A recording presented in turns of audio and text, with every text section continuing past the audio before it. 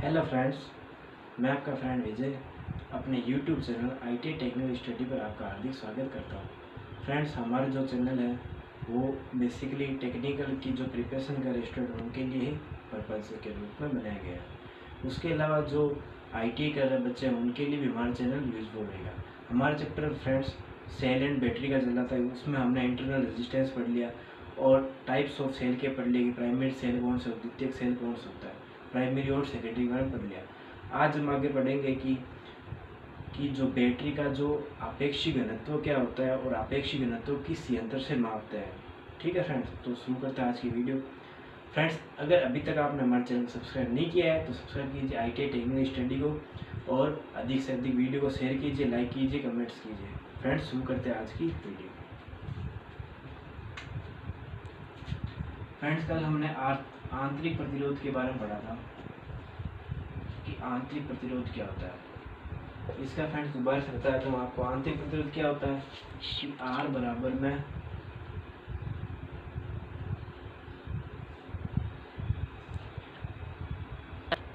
तो फ्रेंड्स हमने ओम के नियम से पढ़ रखा है कि R बराबर क्या होता है V/I। तो इंटरनल रेजिस्टेंस क्या होता है ES माइनस में V में क्या होता है I।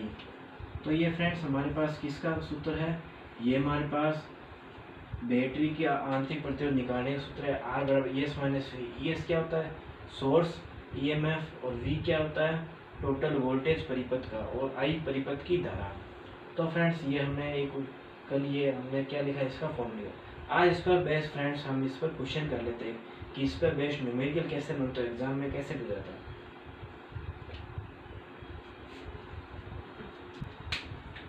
ये फ्रेंड्स हमारे पास एक क्वेश्चन है, इसको कैसे सॉल्व करते हैं।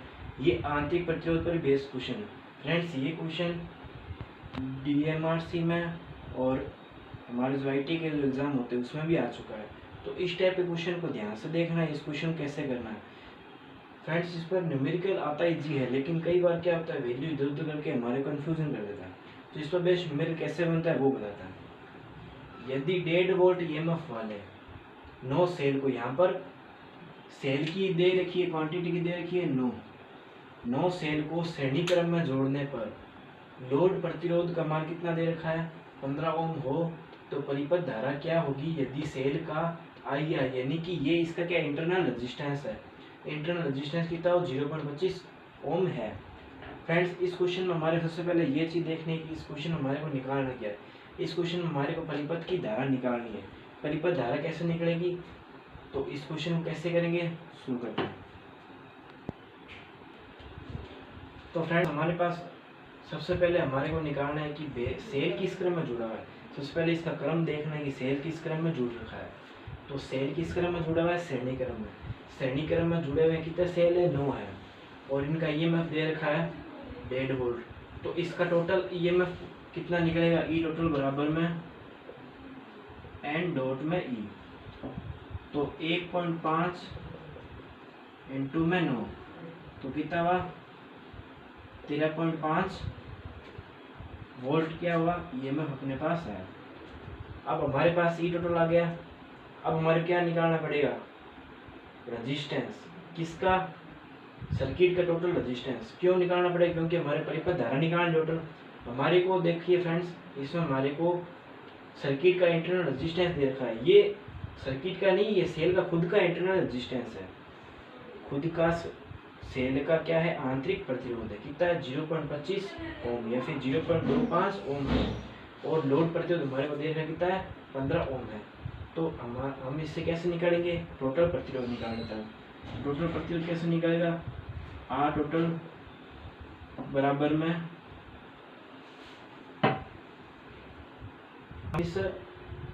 इसका हम टोटल रेजिस्टेंस निकाल। टोटल रेजिस्टेंस कैसे निकलेगा R प्लस में NR। हमारा टोटल RT का मतलब क्या है कि परिपथ का टोटल रेजिस्टेंस, टोटल कुल प्रतिरोध कितना होगा। ये कैपिटल किसके लिए परिपथ का टोटल लोड प्रतिरोध बता रखा है 15 ओम है और ये हमारे को सेल का इंटरनल रेजिस्टेंस 0.25 ओम। ये फ्रेंड्स खाली एक सेल का दे रखा है, एक सेल का 0.25 तो 9 का कितना होगा। तो हम निकाल लेते हैं 15 प्लस में 0.25 इंटू में 9 तो ये कितना हो जाएगा फ्रेंड्स 17.25। तो फ्रेंड्स अब इससे हम क्या निकाल लेंगे, सर्किट की धारा। धारा कैसे निकलेगी, आई बराबर में ई बटे में आर। तो ईएमएफ हमारे पास कितना है 13.5 बटे में 17.25। तो इसका कितना आएगा 0.78 एम्पियर। उम्मीद है फ्रेंड्स क्वेश्चन समझ में आ गया होगा। दोबारा समझाता हूँ आपको ये क्वेश्चन। देखिए सबसे पहले क्वेश्चन हमारे को क्या दे रखा है, ईएमएफ दे रखा है 1.5 वोल्ट, यानी कि 1.5 वोल्ट ईएमएफ दे रखा है किसका, सेल का। एक सेल का ईएमएफ दे रखा है ये 1.5 वोल्ट ईएमएफ दे रखा है। 9 सेल ऐसे किसमें जुड़े हुए हैं, श्रेणी क्रम में जुड़े हुए। अगर समांतर में जोड़ते समांतर में अलग तरीके से होता, समांतर क्रम में तो अगर 1.5 वोल्ट, अगर समांतर 9 सेल भी जोड़ दे तो सेम ही होता है टोटल। और लोड प्रतिरोध हमारे दे रखा है 15 ओम है। ये लोड का रेजिस्टेंस हमने कोई सेल से लोड जोड़ रखा है जिसका प्रतिरोध कितना है 15 ओम है। तो परिपथ की धारा क्या होगी, यदि सेल का आई आर यानी कि इंटरनल रेजिस्टेंस यानी आंतरिक प्रतिरोध कितना दे रखा है 0.25 है। तो ये हमारे को दे रखा है सेल का इंटरनल रेजिस्टेंस दे रखा है। तो इससे हमारे करंट कैसे निकलेगी, सबसे पहले हम देख लेते हैं कि टोटल ईएमएफ निकालना पड़ेगा, क्योंकि करंट का फॉर्मूला हमें को पता है कि आई बराबर क्या होता है, ई बटे में आर होता है। तो टोटल ईएमएफ पहले निकालना पड़ेगा। ईएमएफ कैसे निकलेगा, ऐसे निकलेगा, श्रेणी क्रम में ऐसे निकलता है एन डॉट में ई से। तो 1.5 कैसे है, ये वोल्टेज है टोटल वोल्टेज का एन यानी कि कितनी संख्या में है सेल, तो 9 है तो 1.5 इंटू 9 यानी कि 13.5 वोल्ट। उसके बाद में आर टोटल रेजिस्टेंस कैसे निकलेगा, ये आर टोटल है तो आर टोटल कैसे निकलेगा, आर प्लस में एन आर। ये आर किसका है, लोड प्रतिरोध है, और स्मॉल आर इसके लिए इंटरनल रेजिस्टेंस के लिए। तो 15 प्लस में अब ये 0.25 इंटू 9 क्यों हुआ, क्योंकि ये 0.25 क्या था, ये सेल का खुद का इंटरनल रेजिस्टेंस है। किसका था, एक सेल के लिए। तो 0.25 इंटू में 9 तो कितना हुआ 17.25। तो करंट कैसे निकलेगा, आई बराबर ई बटे मार वी बटा हमें पता है, तो वी या ई कुछ भी लिख सकते हैं। तो ई बटे मार यानी कि 13.5 ये हमारे पास टोटल ईएमएफ है, और ये 17.25 ये टोटल रेजिस्टेंस है। तो करंट कितनी 0.78 एम्पीयर। उम्मीद है फ्रेंड्स क्वेश्चन समझ में आ गया होगा आपको। बैटरी की क्षमता, बैटरी की क्षमता से मतलब क्या है कि हर चीज़ की अपनी कैपेसिटी होती है। तो क्षमता का मतलब कैपेसिटी ही है कि एक बैटरी की कितनी कैपेसिटी है। तो बैटरी की क्षमता जो होती है, तो बैटरी की क्षमता का इसमें कई बार मात्रक पूछ लेते हैं कि बैटरी की क्षमता को किसमें मापते हैं, तो इसको मापते हैं ए इंटू में एच से, यानी कि एम्पियर घंटा में क्या मापते हैं, बैटरी की क्षमता मापते हैं। बैटरी की क्षमता किसमें मापते हैं, ए इंटू एच यानी कि एम्पियर घंटा में बैटरी की क्षमता मापी जाती है। ए यानी एम्पियर, आवर यानी घंटा, एम्पियर घंटे में किसी बैटरी की क्षमता मापी जाती है। अब इससे रिलेटेड न्यूमेरिकल्स भी पूछा जाता है फ्रेंड्स, कि इस पर न्यूमेरिकल भी कई बार डीएमआर से पूछा जा चुका है इसी फॉर्मूले पर सेम। तो इस पर बेस्ट क्वेश्चन कैसे बनता है फ्रेंड्स बता देता हूँ। यदि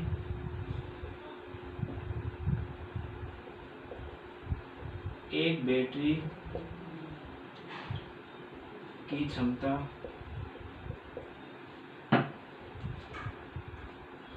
70 एम्पियर आवर हो और वह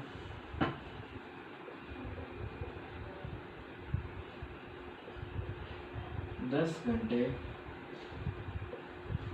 प्रतिदिन उपयोग ली जाती है, तो बैटरी द्वारा प्रदान धारा क्या होगी।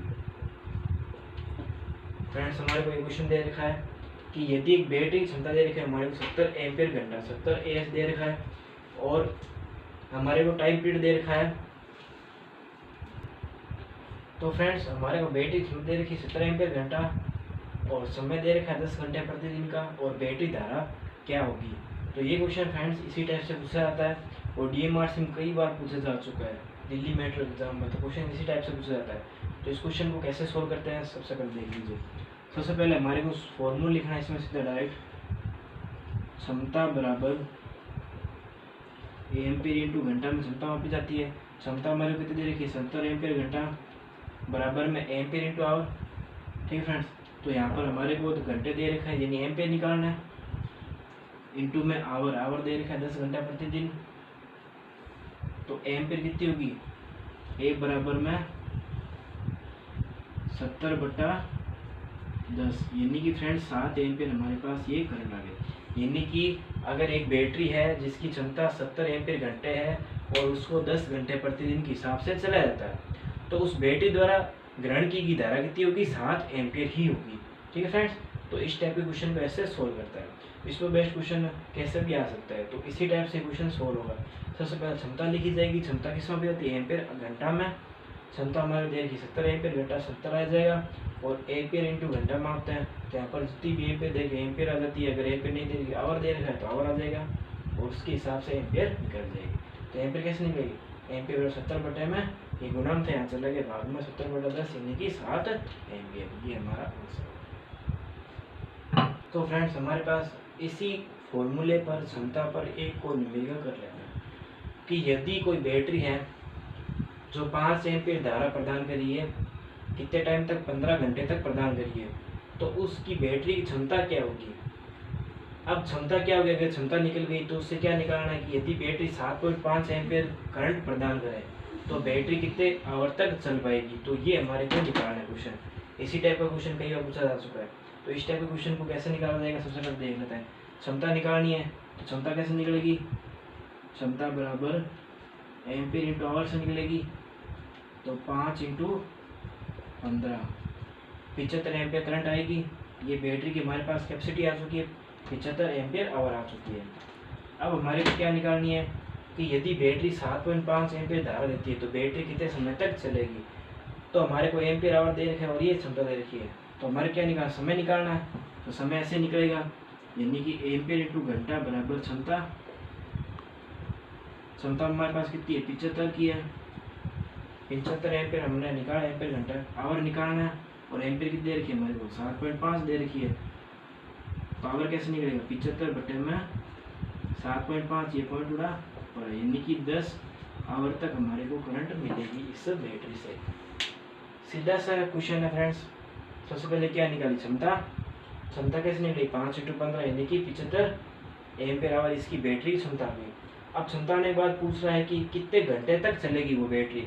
तो सबसे पहले हो सकता है कि वो आपको इस क्वेश्चन में सीधा क्या पूछ ले, समय पूछ ले, लेकिन आपको समय निकालने के पहले बैटरी की क्षमता निकालनी जरूरी होगी, तभी ये हमारे पास आवर निकल पाएंगे। तो आवर निकाल देंगे, एम्पियर टू आवर यानी कि क्षमता दे रखा है 7.5 इंटू में आवर यानी कि 75 आवर निकल जाएगी। इससे 750 बटे में 7.5 यानी 10 आवर हमारे पास आंसर आ गया।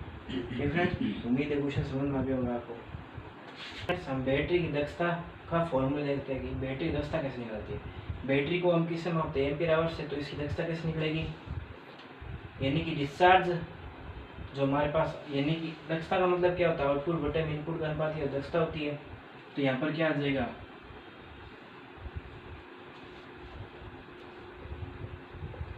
तो फ्रेंड्स यहाँ पर आ जाएगा डिस्चार्ज एम्पियर घंटा बटे में डिस्चार्ज एम्पियर घंटा इंटू 100। ये एम्पियर आवर की दक्षता है बैटरी की कि डिस्चार्ज एम्पियर आवर और रिचार्ज एम्पियर आवर इंटू में 100। ठीक है फ्रेंड्स, तो ये हमारे पास ये फॉर्मूला आ गया कि डिस्चार्ज का और रिचार्ज का। ये हमारे पास बैटरी की दक्षता का फॉर्मूला है, किसमें, एम्पियर आवर में। इसको हम ऐसे लिख सकते हैं, आई डिस्चार्ज इंटू में एच डिस्चार्ज बटे में आई सी रिचार्ज इंटू में एच सी चार्ज इंटू में 100। तो ये फ्रेंड्स हमारे पास नीटा आवर निकालने का फॉर्मूला आ चुका है। ऐसे ये नीटा आवर का फॉर्मूला निकलेगा। तो फ्रेंड्स अब हमने दक्षता के बेस पर जो न्यूमेरिकल बनता है वो किस टाइप से बनता है। फ्रेंड्स इस चैप्टर में मेन न्यूमेरिकल बहुत ज़्यादा न्यूमेरिकल मेन है। इसमें DMR से एग्जाम के हिसाब से देखा जाए तो इसमें से हार्ड न्यूमेरिकल पूछने की संभावना रहती है, तो इसमें से हमारे को न्यूमेरिकल पकड़ना है। तो इसी बेस पर हमने एक न्यूमेरिकल तैयार कर लेते हैं। तो एक न्यूमेरिकल देख लीजिए, किसी बैटरी को 2.0 वोल्ट पर 5 घंटे तक 20 एम्पियर धारा पर क्या किया था, डिस्चार्ज किया था। बैटरी को सामान्य अवस्था में लाने के लिए 4 वोल्ट पर 6 घंटे तक 25 एम्पियर धारा पर चार्ज करने पर बैटरी की दक्षता क्या होगी। यानी कि बैटरी की दक्षता किस हिसाब से निकालनी, हमारे को एम्पीयर आवर के हिसाब से निकालनी होगी। तो इसकी दक्षता निकालनी, बैटरी की दक्षता कैसे निकलेगी, मीटर एम्पीयर आवर में दक्षता निकालनी है। तो हमारे पास फॉर्मूला है डिस्चार्ज एम्पीयर घंटा बटे में चार्ज एम्पीयर घंटा इंटू में 100, क्योंकि दक्षता 100 निकल जाती है प्रतिशत में। तो डिस्चार्ज एम्पीयर आवर कैसे निकलेगा, एम्पीयर इंटू घंटा को क्या करना है, गुणा करना है। तो 20 इंटू 5 कितना होगा 100, हम एक बार 20 इंटू 5 लिख लेते हैं यहाँ पर, 20 इंटू 5 बटे में चार्ज का 25 इंटू 6, 25 इंटू 6 इंटू में 100। अब इसको गुणा कर लेते हैं, कितना है हमारे पास में ये 150 इंटू 100, 5 × 15, 5 दूनी 10, तो 200 बटा 3, यानी कि 200 बटा 3 हमारे पास क्या है एम्पीयर आवर। अगर इसको पूरा 100 घन से कितना आएगा 66 सही 2/3% की हमारे पास क्या आएगी दक्षता आएगी। अगर इसको पॉइंटों में निकालना हो तो पॉइंटों में भी निकाल सकते हैं, अगर सही बटा पूछ लें तो ये आंसर सही होगा। ठीक फ्रेंड्स, उम्मीद है आपको क्वेश्चन समझ में आया होगा। एम्पीयर आवर में हमारे क्या निकालनी थी, दक्षता निकालनी थी। हमारे पूछा क्या था कि भाई 5 एम्पीयर घंटा तक 20 एम्पीयर धारा पर क्या करें, बैटरी को डिस्चार्ज करें। एक बार बैटरी को हम क्या करते हैं डिस्चार्ज करते हैं और एक बार उसको क्या करते हैं चार्ज लेना। दक्षता का फ्रेंड्स मतलब यही है कि भाई आउटपुट और इनपुट लेना।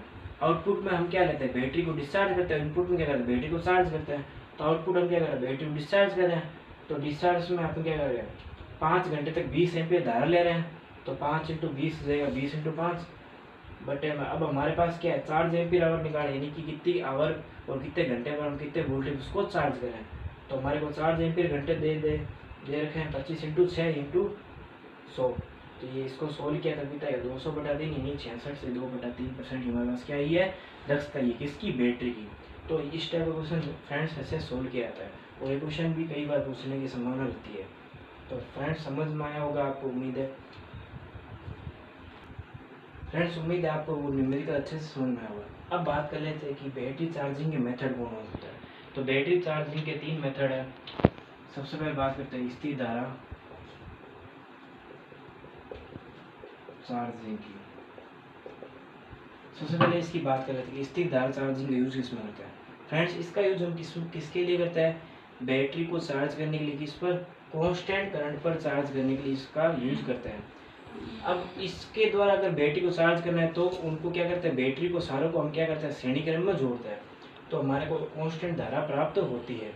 तो यह विधि एक साथ बैटरी को श्रेणी क्रम में चार्ज करने के लिए उपयोग में ली जाती है। उसके बाद नेक्स्ट बात करते हैं फ्रेंड्स स्थिर वोल्टेज चार्जिंग।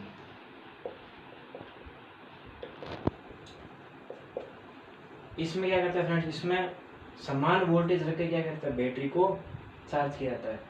अब इसका उपयोग किसके लिए करता है, जो कार ट्रकों की जो बैटरी होती है उनको चार्ज करने के लिए करता है।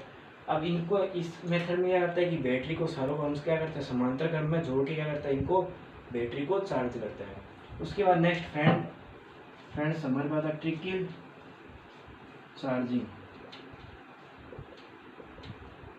ये फ्रेंड्स ये बहुत इंपॉर्टेंट है कि ट्रिकल चार्जिंग क्या होती है, कि सल्फेशन दोष से पीड़ित जो बैटरी है उसको वापस जीवित करने के लिए।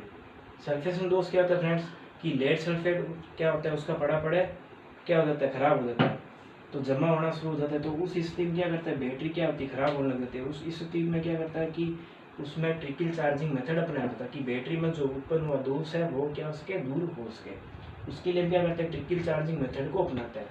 तो इस विधि में क्या करता है कि इसमें 2 से 3% धारा पर बैटरी को चार्ज करता है। क्या होता है कि इसमें करंट की जो 2% से 3% की जो रेटिंग है उस दर पर हम क्या करते हैं बैटरी को चार्ज करते हैं। तो 2 से 3% की दर पर बैटरी को ट्रिकल चार्जिंग क्या करता है चार्ज किया जाता है। इसका यूज किसके लिए करता है, सल्फेशन दोष युक्त जो बैटरी होती है, सल्फेशन दोष युक्त बैटरी को चार्ज करने के लिए, बैटरी को चार्ज करने के लिए किसका यूज करते हैं फ्रेंड्स हम ट्रिकल धारा चार्जिंग मेथड का यूज करता है। स्थिर धारा चार्जिंग क्या होता है कि इसमें पूरे समय तक क्या रहता है, धारा का मान कांस्टेंट रहता है। स्थिर वोल्टेज में क्या होता है कि वोल्टेज का मान क्या रहता है, स्थिर रहता है। पहले क्या होता है, वोल्टेज थोड़ा हाई दिया था, उसके बाद वोल्टेज घट के क्या आधा हो जाता है और पूरे समय के लिए क्या रहता है, वो नियत रहता है। इसमें क्या करता है कि जो बैटरी होती है उनको समांतर क्रम में जोड़ के बैटरी को चार्ज करता है। ट्रिकल चार्जिंग में क्या होता है कि 2% से 3% की दर पर बैटरी को चार्ज किया जाता है। ये किसकी मात्रा है, करंट की मात्रा है। 2% से 3% की दर पर बैटरी को चार्ज किया जाता है। ये किसके लिए करता है फ्रेंड्स, ये दोष युक्त जो बैटरी होती है, कौन सी, सल्फेशन दोष युक्त जो बैटरी होती है उसमें सल्फेशन दोष जो होता है, सल्फेशन दोष क्या होता है कि बैटरी का जो लेड सल्फेट पड़े क्या होता है, कड़ा हो जाता है। उसको दूर करने के लिए दोष को हम ट्रिकल चार्जिंग मेथड अपनाते हैं।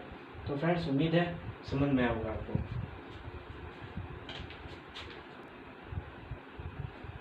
अब फ्रेंड्स बात कर लेते हैं घनत्व क्या होता है।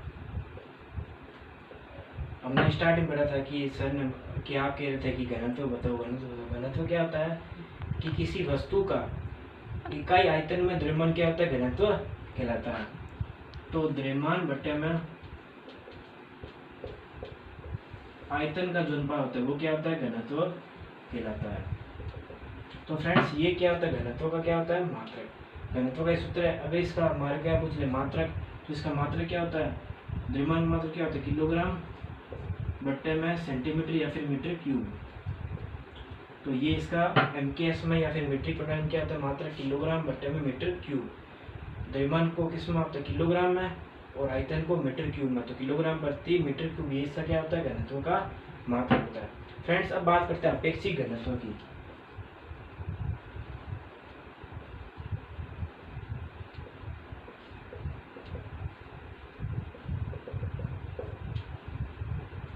अपेक्षिक घनत्व फ्रेंड्स क्या होता है कि दो द्रवों की जो आपस में हम क्या करते हैं, तुलना करते हैं, चाहे पानी की कर लो चाहे द्रव की कर लो, उन दोनों का अनुपात क्या होता है, अपेक्षिक घनत्व। यानी कि पानी का घनत्व बट्टे में किसका, अम्ल का घनत्व, अम्ल का घनत्व। क्योंकि फ्रेंड्स हम बैटरी में क्या करते हैं, अम्ल भी भरता है, तो पानी का घनत्व बटे अम्ल का घनत्व क्या होता है, अपेक्षिक घनत्व होता है। और फ्रेंड्स अपेक्षिक घनत्व का कोई मात्रक नहीं होता है। ये क्वेश्चन भी पूछा जा सकता है आईटी के एग्जाम में कि अपेक्षिक घनत्व का क्या मात्रक होता है। तो इसमें क्या होता है कि इसका कोई मात्रक नहीं होता। क्यों नहीं होता, ये आपको समझ में आ गया होगा कि ये दो चीजों का अनुपात होता है, घनत्व और घनत्व का, इसलिए इसका कोई मात्रक नहीं होता।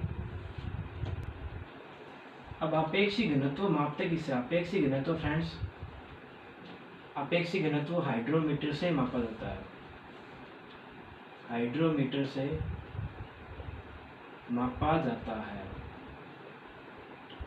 फ्रेंड्स हाइड्रोमीटर क्या होता है, हाइड्रोमीटर बैटरी का अपेक्षिक घनत्व मापने का काम करता है। बैटरी का अपेक्षिक घनत्व मापने का काम कौन करता है, हाइड्रोमीटर। हाइड्रोमीटर क्या करता है कि बैटरी में कितनी अम्ल की मात्रा, कितनी जल की मात्रा है उसको बताता है। उसके अलावा कि बैटरी चार्ज है डिस्चार्ज है उसके हिसाब से भी बताता है। कैसे कि कोई द्रव अगर ज़्यादा गाढ़ा होगा, यानी कि उस सिचुएशन में क्या होगा कि उसमें अम्ल में क्या होगा, पानी नहीं बन पाएगा। हमने लेड एसिड सेल में जब बताया था, तो लेड एसिड सेल में क्या था कि लेड सल्फेट जब बनता है तो उसमें क्या होता है, जैसे अम्ल बनता है तो अम्ल के साथ अगर जल बनता है तो जल की सिचुएशन बनेगा जब बैटरी डिस्चार्ज हो जाएगी तो जल बनेगा, तो उस सिचुएशन में क्या हो जाएगा, अम्ल पतला हो जाएगा और उसका अपेक्षित घनत्व क्या हो जाएगा, कम हो जाएगा। उसी सिचुएशन में अगर बैटरी चार्ज हो गई है तो अम्ल क्या हो जाएगा, गाढ़ा होना शुरू हो जाएगा और पानी की मात्रा कम हो जाएगी। तो द्रव्यमान जो है क्या हो जाएगा, उसका जो आयतन है वो क्या हो जाएगा, कम हो जाएगा। और जिसके कारण क्या होगा कि बैटरी क्या होगी, उसकी चार्जिंग अवस्था बताएगा। ठीक है फ्रेंड्स, आइए फ्रेंड्स यहाँ पर एक चीज कहना चाहूंगा, जब बैटरी डिस्चार्ज होती है उस सिचुएशन में क्या होता है, अम्ल पतला हो जाता है, जिससे क्या होता है बैटरी का अपेक्षित घनत्व क्या हो जाता है, कम हो जाता है। तो उस सिचुएशन में क्या होता है, बैटरी का अपेक्षित घनत्व हो जाता है, कितना हो जाता है, 1.25 से 1.28 के बीच में होता है जब बैटरी क्या होती है, डिस्चार्ज हो जाती है।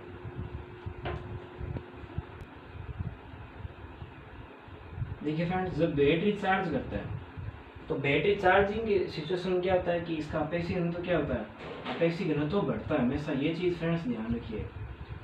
अब ये क्यों बढ़ता है इसका भी रीजन है, इसका पहले देख लेते हैं। अपेक्षित घनत्व कितना होता है, 1.25 से यानी कि 1.25 से 1.28 के आसपास हो जाता है इसका अपेक्षित घनत्व, इसका कोई मात्रक नहीं होता। अब अपेक्षित घनत्व बढ़ जाता है चार्ज की स्थिति में। अब जब बैटरी डिस्चार्ज होती है, ये फ्रेंड्स इंपॉर्टेंट चीज़ है, आप चाहे तो नोट डाउन कर सकते हैं इनको। अपेक्षित घनत्व कितना होता है चार्जिंग अवस्था में, 1.25 से 1.28 बैटरी की चार्जिंग अवस्था में होता है। और जब डिस्चार्ज होता है तो उस सिचुएशन क्या होता है, अपेक्षित घनत्व 1.18 हो जाता है, लगभग 1.18 के आसपास पहुंच जाता है किसका, बैटरी का अपेक्षित घनत्व। अब जब बैटरी जब चार्ज होती है तो उस सिचुएशन क्या होता है, अपेक्षित घनत्व इसका क्या होता है, बढ़ जाता है, और इसका अपेक्षित घनत्व क्या होता है, घट जाता है।